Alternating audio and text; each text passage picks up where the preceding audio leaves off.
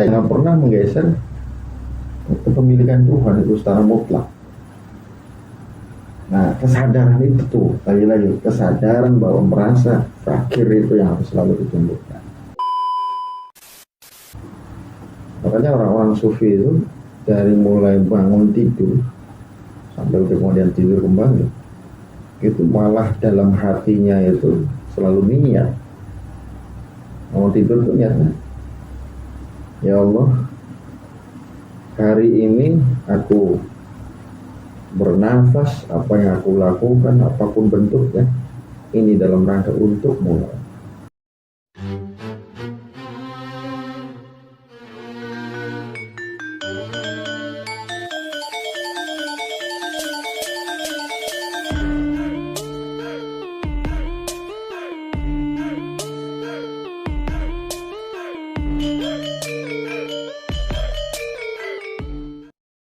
Nafsu itu pintar sekali, itu cerdas, itu berkelindan di ranah-ranah yang sangat strategis.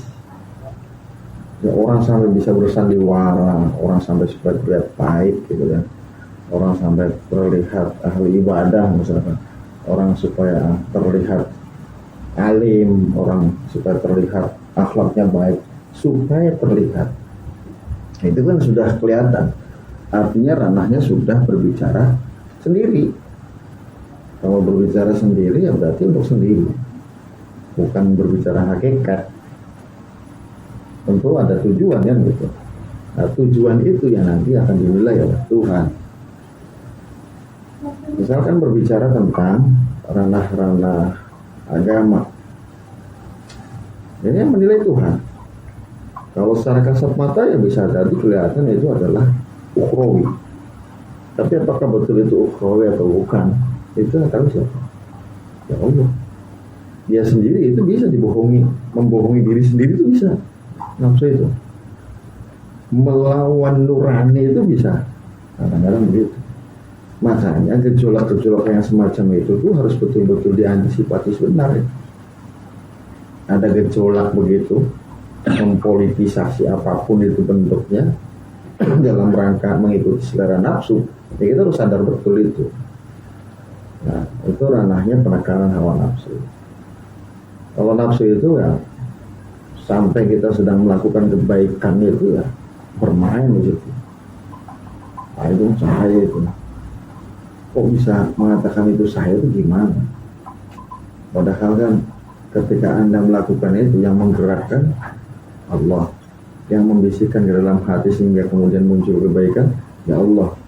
Punya usaha, pekerjaan yang dilakukan dengan tenaganya, dengan pikirannya, siapa sih Allah juga. Nah, kalau kemudian diklaim, itu nafsu begitu, sampai begitu. Maka di ranah kesufian itu orang betul-betul dituntut untuk benar-benar selalu mensucikan dirinya. Mensucikan itu tadi termasuk pamrih, harus disucikan. Pengen pujian itu kan riya, musyrik, termasuk keperbuatan salah satu syirik ya. Kalau kecil itu syirik, itu harus di istighfar, harus dilenyapkan dari kita. Dan itu terjadi pada setiap orang awalnya. Makanya orang itu terus harus mensucikan diri itu terus-menerus. Nah, terus-menerus mensucikan diri akan menimbulkan kecintaan Allah terhadap dirinya. Innallaha yuhibbut tawwabina wa yuhibbul mutatahhirin. Sungguh Allah itu akan mencintai orang yang bertaubat dan membersihkan diri, mensucikan diri. Jadi kalau terlintas itu cepat-cepat saja sadar bahwa itu harus dihindari, gitu. Harus diistighfari. Jadi ya itu namanya kelindan, berkelindan di balik apapun itu nafsu selalu bermain. Lagi sholat itu merasa khusyuk itu sudah tidak khusyuk, merasa paling fasih, paling benar sholatnya, masya Allah, ya. Merasa apapun itulah, itu kan kelindan nafsu semua. Menilai orang misalkan, menakar, oh ini kurang alim, oh ini kurang pinter, oh ini kelindan. Jadi menyepelekan orang, menghina orang gitu kan. Itu. Jadi apa? Nafsu itu selalu bergejolak. Makanya ranah inilah yang seringkali dilupakan oleh orang. Orang itu kadang-kadang senangnya kulit. Yang penting kulitnya kelihatan baik. Ya kan? Ranah zuhiriyah. Kalau hal-hal yang sifatnya kelindan-kelindan itu kan ranah-ranah batin yang harus diberesi sama setiap orang. Jadi bersih zuhiron batin itu. Ada pertanyaan masuk Kang dari Baron Alberto. Mohon maaf Kang, kenapa bisa seperti itu? Bagaimana filosofinya dan adakah argumentasi yang bisa menguatkan agar kita yang awam ini bisa paham? Kaitan antara fakir dengan mengenal Tuhan. Ya.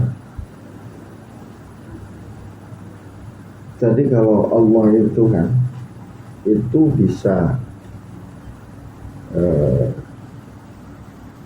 kita menyadari eksistensinya itu melalui dengan berbagai macam sudut pandang atau cara. Allah yang memiliki asmaul husna, sifat-sifat yang indah, sifat-sifat yang luhur, sifat-sifat yang baik, itu menyatu zatnya itu. Nah, salah satu asmaul husna itu ada yang disebut dengan Ghaniyun, ya kan? Allah Maha Kaya. Nah, ketika Allah Maha Kaya, secara hakikat yang memiliki kekayaan itu ya cuma Allah. Semuanya nggak ada yang memiliki kekayaan itu, nggak ada sama sekali. Buktinya apa? Hari ini dia kaya, besok langsung miskin itu bisa. Allah membuat itu. Apa contoh? Dia kaya raya sekarang, besok gempa bumi, hancur semua itu.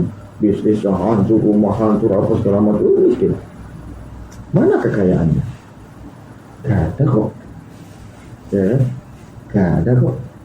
Nah, ketika melihat itu, menyadari itu, maka di situ kita mengenal Allah. Mengenal bahwa Allah yang memberikan rezeki. Ada nggak satu rezeki pun yang kemudian tidak diberikan dari Allah itu? Kan nggak ada. Minallah semua kan, dari Allah semua kan, Maha Kaya. Maka manusia itu semuanya fakir, tanpa terkecuali fakir semua. Fakir ilmu, fakir materi, fakir segala macam fakir. Nggak punya apa-apa itu. Allah kasihkan setitik nurul jamalnya saja pada orang-orang, sehingga terlihat indah, sehingga terlihat baik. Hakikat keindahan, hakikat kebaikannya apakah ada? Yang nggak ada orang, cuma ketempelan loh. Misal Kang Ramani ganteng, pasti melihat orang Kang Ramagana itu kan karena Kang Rama ini dipancari cahaya keindahan Tuhan. Gitu. Ketika dipancari cahaya keindahan Tuhan, maka kelihatan indah. Tapi coba cahaya jadi ambil sama Tuhan, kan milik Tuhan. Kelihatan ganteng nggak? Nggak ada sama sekali itu. Nggak ada sama sekali. Maka orang yang selalu berpikir di balik segala sesuatu itu yang mana semuanya indah. Nah, semuanya dari Tuhan. Di sana ada nurul jamal, ada keindahan-keindahan yang Allah pancarkan kepada setiap makhluk. Begitu. Jadi kaitannya antara merasa fakir dan mengenal Allah itu, orang yang semakin merasa tidak memiliki apapun, maka dia semakin mengenal Allah secara otomatis. Ya, kaitannya seperti itu. Jadi apa yang dihadapkannya itu bukan miliknya, bukan yang ada pada dirinya, bukan miliknya, bukan. Semuanya milik Allah. Sampai kepada anak, ini orang tua saya, ini ibu saya, ini bapak saya. Enggak, itu punya Allah semua. Kalau sudah punya Allah semua ada. Ya kan? Kita punya anak. Kan? Punya siapa? Itu Allah. Allah mau memberikan apa kepada anak, ya terserah. Gitu ya. Kita punya kewajiban berdoa agar anak kita dianugerahi dalam sesuatu kebaikan-kebaikan. Suatu saat akan diambil, ya terserah Allah kapan mau diambil, pemiliknya. Jadi nggak punya apa-apa gitu, memang nggak punya apa-apa. Nah, kaitan dengan kemakrifatan mengenal itu, ini tuh. Yakinilah bahwa kita ini nol, nggak punya apa-apa. Maka di situ akan mengenal Allah Subhanahu wa Ta'ala. Jadi ya sering-sering namanya akibat mengambil pelajaran. Kalau kita sedang punya HP bagus, kita punya nilai, punya fasilitas bagus, pekerjaan bagus, ya sekarang bisa saja besok dipecat, ini dari Allah, ya, dari Allah sendiri. Jadi nggak ada kesempatan untuk orang itu sombong, nggak ada. Orang sombong gara-gara ini, kayak penghasilannya bertambah. Kalau sudah mulai penghasilannya bertambah kan jalannya kadang-kadang beda. Punya mobil, ketemu sama orang diklaksonin semua. Itu. Nah, karena yang dilihat itu ya, bisa hadiah milik dia gitu. Tapi coba kalau pemahamannya dari Allah loh, ini usaha kita bisa begini dari Allah semua. Kalau dari Allah maka untuk Allah lagi. Dia yang paling aman begitu sebetulnya. Ketika kita memahami bahwa itu dari Allah, segala apa yang kita miliki ini kembalikan lagi untuk Allah. Maka itu kan semuanya bernilai ukhawi. Contoh yang prakteknya begini loh. Saya misalkan sebentar lagi beli mobil. Amin ya. Nah, pertama kali saya membeli mobil, saya bayar cash itu. Saya niatkan, ya Allah, mobil ini saya pergunakan dalam rangka beribadah kepada. Mobilnya ganjaran semua itu, dipakai kemana-mana. Niat pertama kali itu ya memang untuk ibadah. Pergi kemana, itu dapat ganjaran. Pergi kemana, dipakai orang, dipinjam orang untuk kemana-kemana. Motor juga begitu, ya Allah, saya beli motor ini dalam rangka beribadah kepada. Letaknya kan di situ, di rumah sama. Akhirnya menyadari betul bahwa ini rezeki darimu ya Allah. Maka ketika aku menerimanya, ini pun dalam rangka untukmu. Sesimpel itu gitu. Hidup itu sesimpel itu. Ya kan?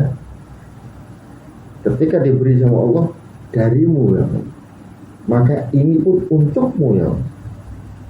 Rumahmu darimu ya Allah. Motormu, mobil, jabatan darimu ya Allah. Maka aku pergunakan untukmu ya Allah. Begitu. Nah, cara pandang sufistik yang semacam itu yang harus kita gencarkan, sehingga ya lambat laun insya Allah dengan semangat yang ada, orang akan berpikiran sufistik walaupun bukan sufi. Ini kan nilai-nilai yang indah, nilai-nilai yang baik yang ketika misalkan bisa diterapkan di tengah-tengah masyarakat, maka akan menimbulkan keindahan-keindahan.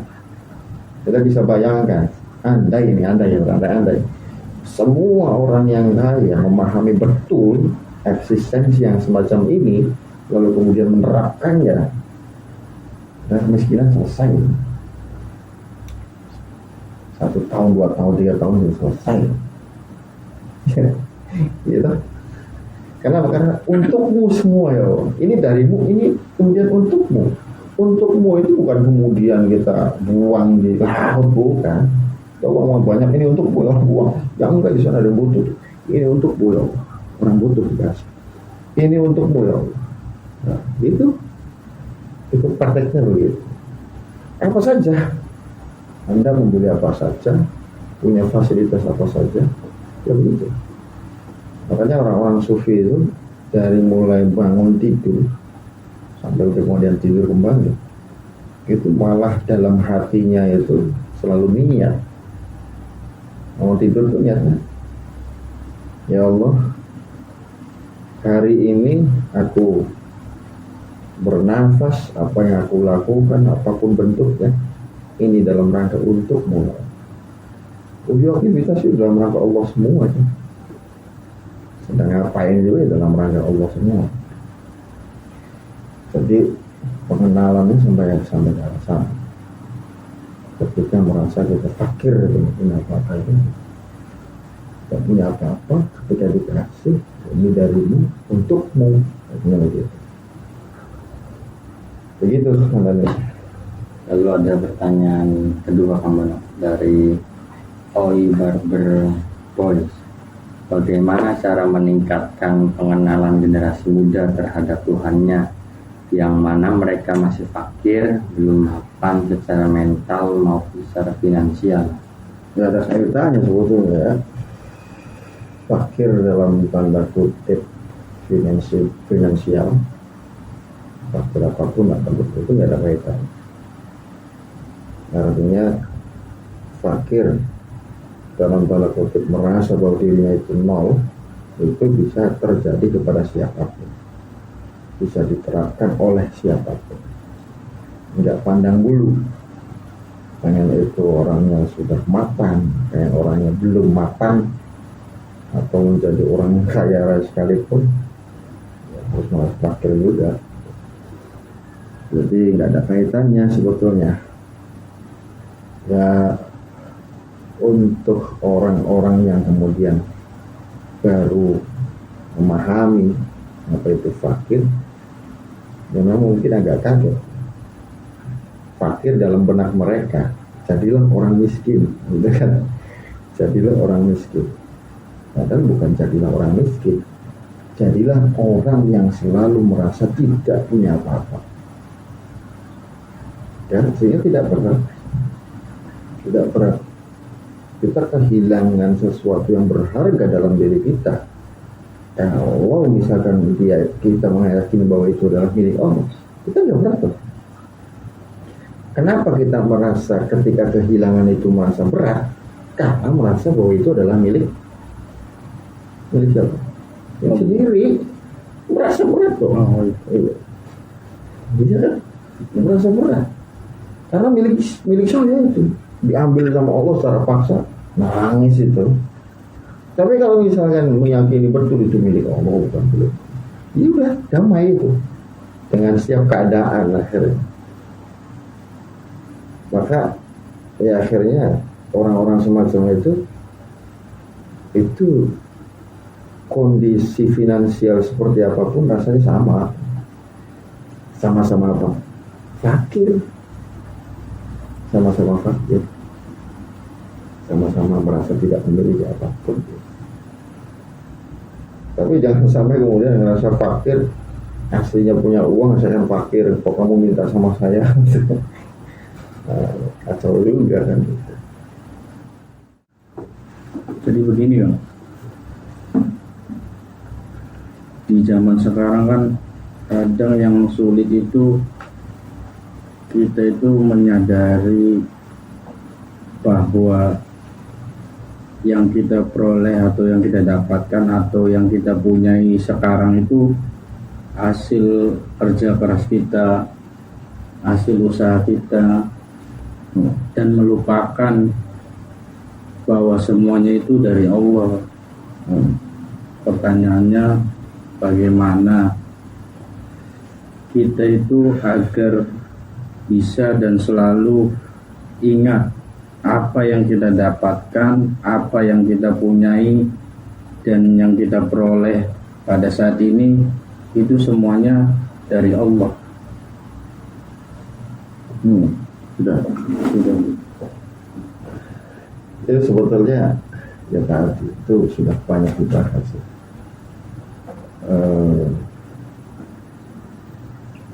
Sebetulnya ini kan menumbuhkan kesadaran, lebih kepada menumbuhkan kesadaran seseorang agar selalu merasa tidak memiliki apapun.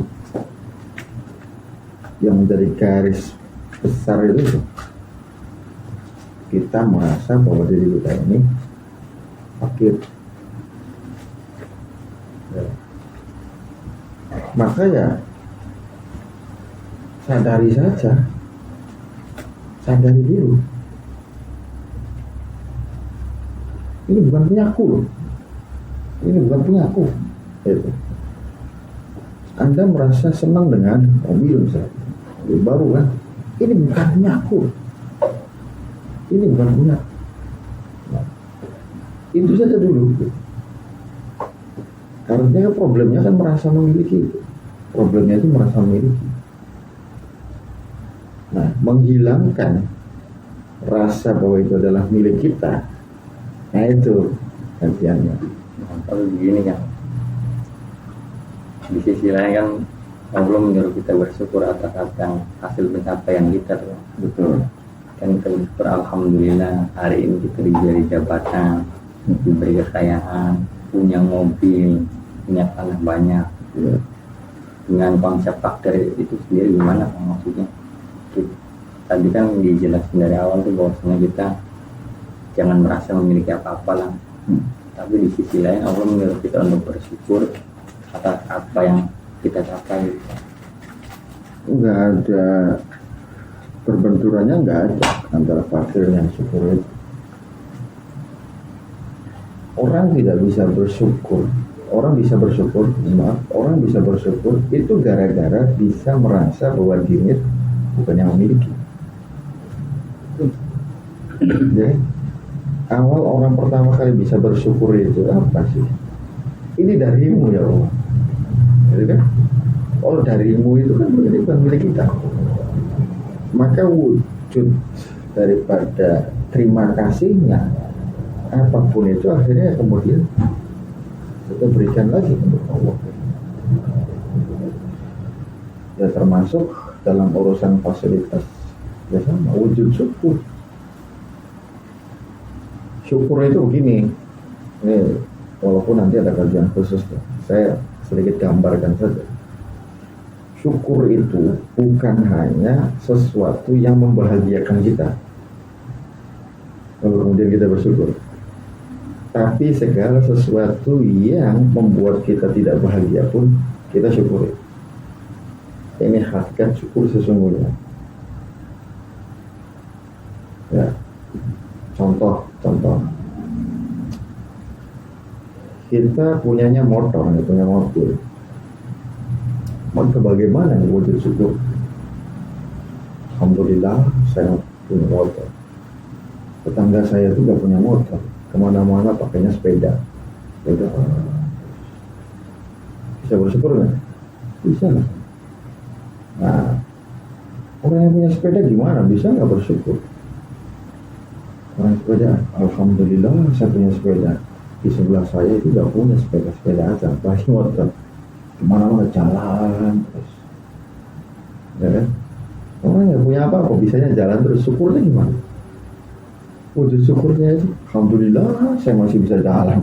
Tetangga saya nggak bisa jalan itu, sakit kena stroke. Ya kan?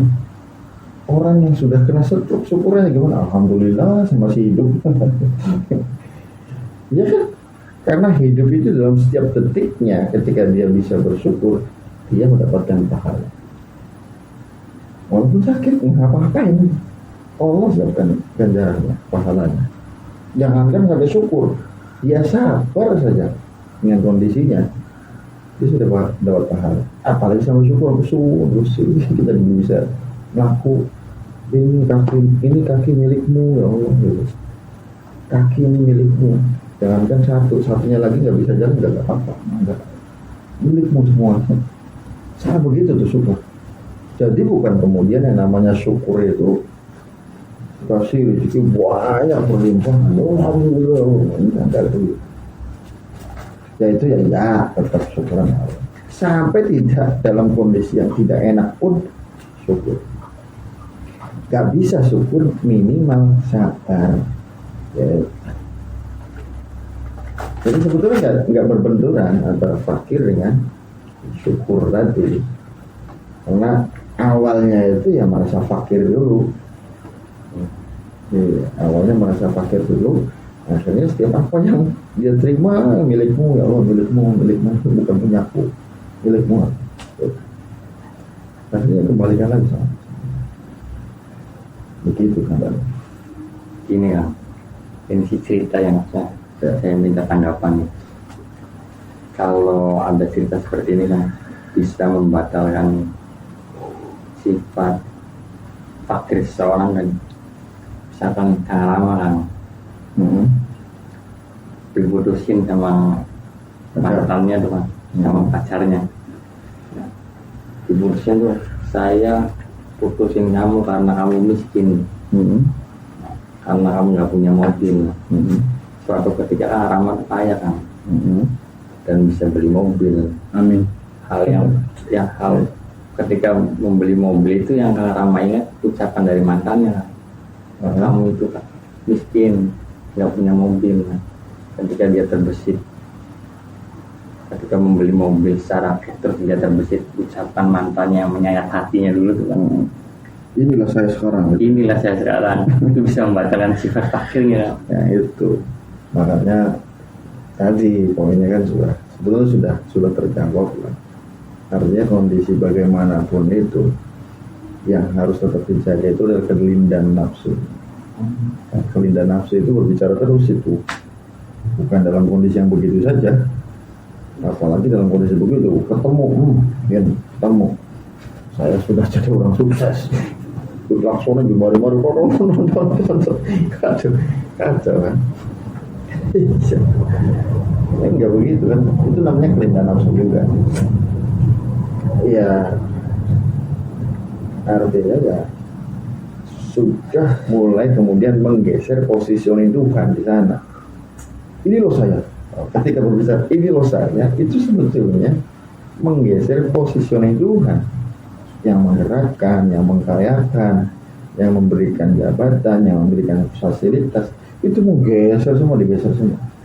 Nah artinya orang yang merasa memiliki apapun itu bentuknya, itu sedang menggeser kepemilikan Tuhan. Itu yang ngerinya di situ.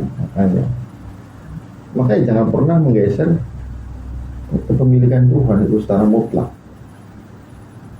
Nah kesadaran itu tuh, lagi-lagi kesadaran bahwa merasa fakir itu yang harus selalu ditumbuhkan, sehingga tidak berat apapun itu. Kondisi dia fakir ya tidak berat, kondisi dia kaya dia tetap merasa fakir. Karena begitu. Jadi nanti ya dia akan berdamai dengan keadaan. Makanya orang-orang sufi itu ketika betul-betul dia pada puncaknya sudah fakir benar itu, dia betul-betul menemukan kemerdekaannya, menemukan kekayaannya justru. Orang-orang yang kaya sesungguhnya itu adalah orang yang merasa fakir. Itu kaya, karena merasa fakir itu begitu kaya sekali. Kekayaan hasanah anugerah Tuhan yang melimpah kepada dia berupa apa? Merasa fakir. Gitu. Kan susah. Saya punya mobil kok, saya punya ini, kok rasa fakirnya susah. Dalam logika itu. Lalu kemudian Allah menganugerahkan rasa fakir. Itu kan merdeka sekali. Itu sangat indah sekali itu. Dan memang kenyataannya susah. Kenyataannya susah. Orang yang sudah tidak memikirkan uang ya, uang sudah datang sendiri berjuta-juta, bermiliar-miliar tiap hari itu bisa dibayangkan. Sudah tidak memikirkan apa-apa. Nah, kalau sampai pada posisi kemudian dia tidak merasa apapun, wah itu tadi semua yang dimilikinya itu akan dia kembalikan lagi kepada Allah Subhanahu wa Ta'ala. Malah orang yang punya banyak uang itu kesempatan untuk beribadahnya itu bisa lebih banyak, bisa haji, bisa umroh, bisa mengumrohkan orang tuanya, saudaranya, sahabatnya, tetangganya, kiainya, wah segala macam. Bisa memberikan bantuan kepada orang yang susah bekerja, sehat, apapun itulah bentuknya, gitu. Jadi begitu lama kalau misalkan nanti jadi orang kaya, amin, jangan datang ke mantannya kemudian diklaksonin rumahnya, kan Sempit kan lah rumah. Closing statement untuk Emma malam ini apa kan? Ya, kita sudah banyak membahas tentang fakir itu sendiri. Maka jadilah orang yang secara hakiki memang betul-betul fakir. Niscaya Allah akan menjadikanmu orang yang paling kaya secara batiniah. Karena Jadi yang saya dapatkan dari obrolan kita di hari ini yaitu kita semua harus sadari dan yakini bahwa kita itu tidak memiliki apa-apa dan hanya Allah lah yang maha kaya. Begitu Bang Nani. oke, jadi sudah dibahas yaitu fakir adalah secara definisi orang yang butuh atau tidak memiliki apa-apa. Secara tasawuf, fakir definisinya tidak merasa memiliki, bahwa Allah adalah Al-Ghani, Maha Kaya. Kita sebagai manusia itu nol kalau angka, dan Tuhan itu bilangan tak terhingga. Jadi Allah yang memiliki segalanya, kita tidak memiliki apapun sebagai manusia. Ingat Kang Bana di The Light of the Day pernah berpesan, Tuhan tak akan membiarkanmu hina, cuma ketika ingin diproses kamu di mana. Kami pamit undur diri. Wallahul muwaffiq ila aqwamit thoriq. Assalamualaikum warahmatullahi wabarakatuh. Waalaikumsalam.